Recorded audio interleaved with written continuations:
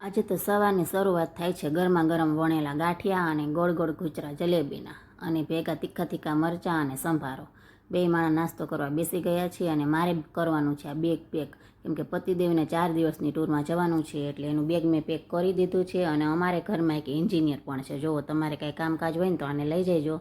અને પતિદેવ નાસ્તો પાણી કરીને બેસી ગયા છે અને ફાંકી ચોરે છે અને મને પણ સલાહ કરે છે. અને હવે એની ફાંકી ચોરી અને હવે એ નીકળી ગયા છે એનું બેગ લઈને. એટલી જ વારમાં મારે આની એન્ટ્રી થઈ ગઈ છે.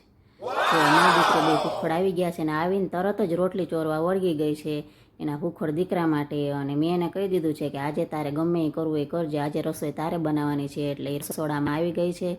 અને આને પણ મેં કહી દીધું કે આજે તારે જે કરવું એ કરજે, પોતા તારે મારવાના છે. અમારે રાજકુમાર પોતા મારીને થાકી ગયા છે એટલે લોતપોત થઈને સૂઈ ગયા છે બપોરે. અને રાજકુમાર અમારે સૂતાશે ને એટલી જ વારમાં મેં આ ટેસ્ટી બિસ્કિટ ખાઈ લીધું છે, કેમ કે એને થઈ ગઈ છે શરદી અને બતાવવાનું નથી ઉઠે એટલે પહેલાં હું ખાઈ લઉં. અને એની દૂધની બોટલ પણ મેં તૈયાર કરી લીધી છે, કેમ કે ઉઠે એટલે એને તરત દૂધ જોશે. અને રાતે મારે બનાવવાના હતા થેપલા, એટલે મેં ફટોફટ થેપલાનો લોટ બાંધી દીધો છે. તો તમારે છે કોઈ આવો બેનનો દીકરો જે તમારો લોહી પીવા આવી જાય છે, પણ લોહી પીવા તો આવે છે પણ આવે છે મજા હો.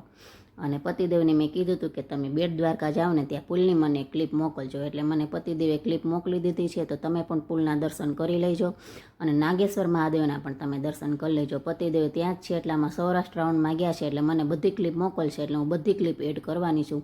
તો મળીએ નેક્સ્ટ વિડીયોમાં. જય દ્વારકાધીશ. Like share subscribe.